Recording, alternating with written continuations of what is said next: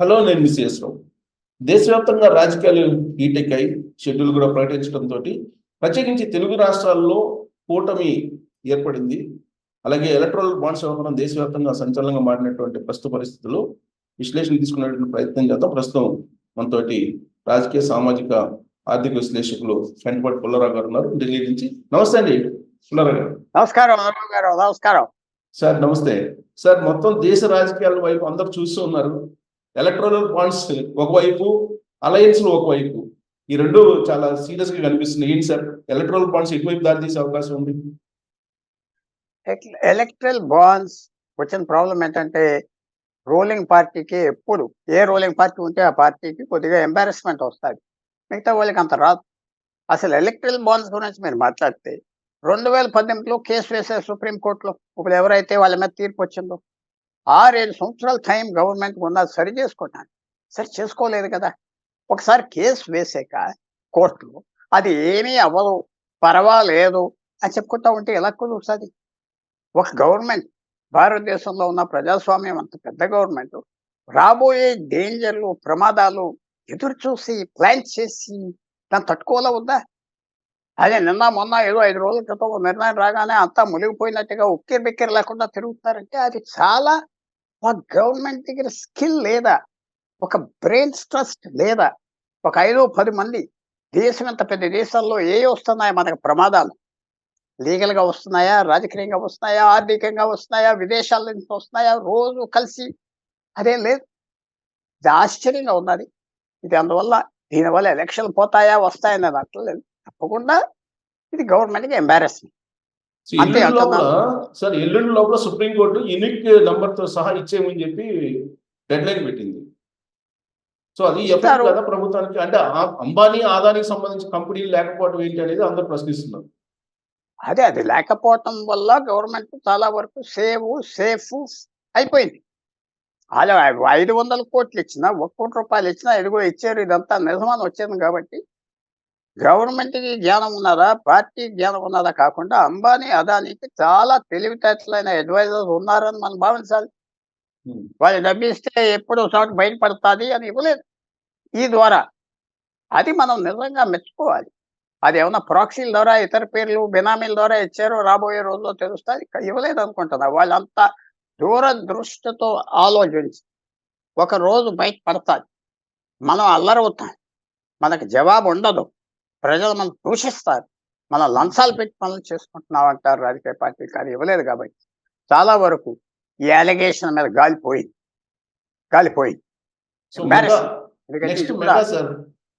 Mega అత్యధికంగా ఇచ్చినట్టు దాంట్లో ఉంది. మెగా ఇచ్చారు 10,000 కోట్లు, 20,000 కోట్లు. ఇప్పుడు వచ్చిన ఎక్కడ ప్రాబ్లం వస్తుందో చెప్తా. రేపు లక్షవారం తర్వాత ఎవరైతే కోర్టులో కేసు వేశారో వాళ్ళు, సార్ దీంట్లో కరప్షన్ ఉన్నది, గవర్నమెంట్కి తెలిసిన కరప్షన్ ఉన్నది, ఒక స్టేట్మెంట్ ఇచ్చి ఒక్కోళ్ళని మీకు ఇంత డబ్బు వచ్చింది, ఏ పని చేసి పెట్టారు ఆ కంపెనీకి, ఏ కాంట్రాక్ట్లు ఆ కంపెనీకి వచ్చినాయి, మీ వ్యాపారం ఏం తీసుకున్నా, అవన్నీ వాళ్ళు అడిగితే బయటకు వస్తుంది కదా. ఒక 5 రోజుల క్రితం తప్పకుండా మీరు చూసుంటారు, హిందూ న్యూస్ పేపర్లో ఒక పెద్ద కథ వచ్చింది ఒకటి గురించి, ఆంధ్రవాడి గురించి. 1,100 కోట్ల కాంట్రాక్ట్ హిమాచల్ ప్రదేశ్ నుంచి తీసుకున్నారు. ఆ రోజు సాయంకాలానికి 40 కోట్ల ఎలక్ట్రల్ బాండ్స్ కొన్నారట. సో అలాంటివి బయటకు వస్తే చాలా ప్రమాదం. సుప్రీంకోర్టు ఎంక్వైరీ చేయి, కేసు రిజిస్టర్ చేయి. ఇది క్విడ్ ప్రో కో. మన 2 వారాల క్రితం ఏమన్నా సుప్రీంకోర్టు, మీరు కొద్దిగా మర్చిపోయి ఉంటారు అనుకుంటున్నా, మీ వేరే సబ్జెక్ట్స్లో మీరు డీప్గా వెళ్తారు కాబట్టి. జార్ఖండ్ ముక్తి మోర్చా ఎమ్మెల్యే 2012లో డబ్బులు తీసుకున్నది, కేసు నా మీద వేయకూడదు, ఎమ్మెల్యే ఎంపీ అంటే సుప్రీంకోర్టు ఏమన్నదంటే, చూడు నువ్వు ఎమ్మెల్యే ఎంపీగా నీ ఇష్టం వచ్చిన నిర్ణయం తీసుకోవచ్చు, ప్రశ్నచ్చు, ఇష్టం వచ్చినట్టుగా మాట్లాడు, ప్రశ్నచ్చు, ఇష్టం వచ్చిన వాళ్ళు సపోర్ట్ చేయి, పాలసీని సపోర్ట్ చేయి, పాలసీని తీసుకురా, పోగులు, అల్లరి చేయి, ఏం తప్పలేదు. కానీ నువ్వు డబ్బు తీసుకున్నావు, ఆ పనికి మంచి పని అవనే, చెడ్డ పని అవనే, ఇంకా నేను నేరస్తు, నేను ప్రాసిక్యూట్ చేయాలి, లంచగొండలాగా అన్నారు. కాబట్టి ఆ జడ్జ్మెంట్ కూడా ఇక్కడ వర్తిస్తారు. ఆ జడ్జ్మెంట్ నాకు తెలియదు, నాకు ఊరికనే డబ్బు ఇచ్చాడు వెంటపాటి పుల్లారావు అంటే ఎవరు నమ్ముతారు? వెంటపాటి పుల్లారావు కాంట్రాక్ట్ తీసుకున్నారు కదా మీ గవర్నమెంట్ నుంచి, ఎస్, ఫినిష్. ఆ లింక్ ఎస్టాబ్లిష్ అవుద్ది. సుప్రీం కోర్ట్ దానికి నోటీస్ చేసుకుని నోటీస్ ఇస్తే కేసులు పెట్టమంటే అప్పుడు రియల్ యాక్షన్ చేస్తారా, చేయరా? ఆ కేసు వేసిన వాళ్ళు ఎంతవరకు ఆగిపోతారా? అది నేను ప్రిడిక్ట్ చేయడం కష్టం. సార్ 2014లో బ్లాక్ మనీ వ్యవహారం ఎంత బాగా పనిచేసింది ప్రచారానికి నరేంద్ర మోడీకి అనుకూలంగా అనేది మనకు తెలుసు. అలాంటిది ఇప్పుడు ఈ ఎలక్ట్రల్ బాండ్స్ ప్రచారం అనేది పనిచేస్తుందా ఆయనకు వ్యతిరేకంగా? అది పనిచేయదు. నరేంద్ర మోడీకి వచ్చిన అడ్వాంటేజ్ ఏంటంటే, ఆయన ఇప్పుడు ఒక వ్యక్తి పాపులర్ రాజకీయంలో అవ్వాడంటే, ఒక కారణం గురించి ఒక వ్యక్తికి అవుతాడు. నాకు ఫర్ ఎగ్జాంపుల్ ప్రధానమంత్రి చైనా, పాకిస్తాన్‌తో గట్టిగా ఉన్నాడా? దేశాన్ని రక్షిస్తున్నాడా అంటే నాకు చాలు. మిగతా ఏం తప్పులు చేసి. ఇంకో వ్యక్తి ఉంటున్నాడు. నాకు బియ్యం పడేస్తున్నాడు కదా! నెలకి రూ. 3000 పెన్షన్ ఇస్తున్నాడు కదా! నాకు హెల్త్ కార్డ్ ఇచ్చాడు కదా! మోడీ కార్డ్ చాలంటాడు. అది చైనా అక్కర్లేదు, పాకిస్తాన్ అక్కర్లేదు. ఇంకోళ్ళు ఉన్నారు మీలాంటోళ్ళు. ఒక ఎడ్యుకేషన్ బాగా డబ్బిచ్చాడు కదా! ఇంప్రూవ్ అవ్వింది కదా! ఏదో అని మీరు. సో, ఒక ప్రధానమంత్రి అనగానే, ఒక ముఖ్యమంత్రి అనగానే అన్నీ ఆ పని చేసే పనులు మనకిష్టం లేకపోయినా, ఒక పని మంచి పని చేస్తే దానికి ఒప్పుకుంటాం. సో, మోడీ ఏం చేయగలిగాడంటే 10 సంవత్సరాల్లో చాలా వరకు చాలా పనులు చేశాడు కాబట్టి, చాలా మందికి ఆ పని బాగా చేశాడు. మిగతాయి చేయకపోతేనే. బాగా రోడ్లేసాడు కొంతమంది. బాగా ఎయిర్‌పోర్ట్‌లు పెట్టాడు కొంతమంది. విమానాలు బాగా పెరిగినాయి గదా! తిరుగుతున్నాం గదా! ఇంటర్నెట్ మనకి డేటా చౌకగా వస్తుంది గదా! రూ. 10 ఏదో జీబీ ఒకటి వస్తుంది గదా! అప్పుడు రూ. 200 ఎవరి వ్యక్తికి ఆ వ్యక్తి మాట. And so Modi popularity is high. దీనివల్ల డెంట్ అవ్వదు. ఇదేదో మోడీ ఇష్టం లేనోళ్ళు ఎలాగో ఓటేయనోళ్ళు ఎన్నో కారణాలు అక్కర్లేదు. ఒక కారణం చాలు. సో దీని ఏదో ఎఫెక్ట్ పెద్దగా ఉండదంటారు. పెద్దగా ఉండదంటారు దీని ఎఫెక్ట్. సో రాహుల్ గాంధీ అస్సలు భారత్ న్యాయ జోడో చేస్తున్నారు కదా సార్. అది ఆల్రెడీ ముగిసింది అనుకుంటా. సో దాని ప్రభావం అనుకూలంగా ఉండదా కాంగ్రెస్ పార్టీకి? ఆయన వరకు అనుకూలం. అంతే. ఉమ్, అది కాంగ్రెస్ పార్టీకి దాని గురించి ఆంధ్రాలో ఓట్లు పడతాయా? పడలేదు గదా! ఉమ్, దాని గురించి తెలంగాణలో పడినాయా? రేవంత్ రెడ్డి గురించి పడినాయి మనం హానెస్ట్‌గా ఒప్పుకోవాలంటే.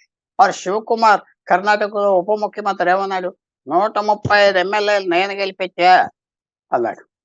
ఆయన గెలిపించేది అనలేదు కదా! అది ఒక పబ్లిసిటీ చక్కగా చేసుకుంటున్నాడు, మాట్లాడుకుంటున్నాడు. అదేదో వేరే విషయం. దానివల్ల ఓట్లు అనేది కొంతమంది ఆల్రెడీ ఆయనకి ఓట్లేయటానికి ఉన్నారు. కొంతమంది. ఆళ్ళు ఉమ్. వేస్తారు. వాళ్ళు చాలా బాగా చేశాడని. ఆళ్ళకి ఎవరికి ఇష్టం ఉన్నది వాళ్ళు చేస్తారు. ఆ ఇష్టం ఉన్నవాళ్ళు వేయరు. రాహుల్ గాంధీకి ఏసేవాళ్ళు కొంతమంది ఉన్నారు. ఏయనోళ్ళు చాలా మంది ఉన్నారు. ఎందుకంటే ఆయన చేసే మిస్టేక్ ఏంటంటే కాంట్రోవర్షియల్‌గా ఎళ్తున్నాడు.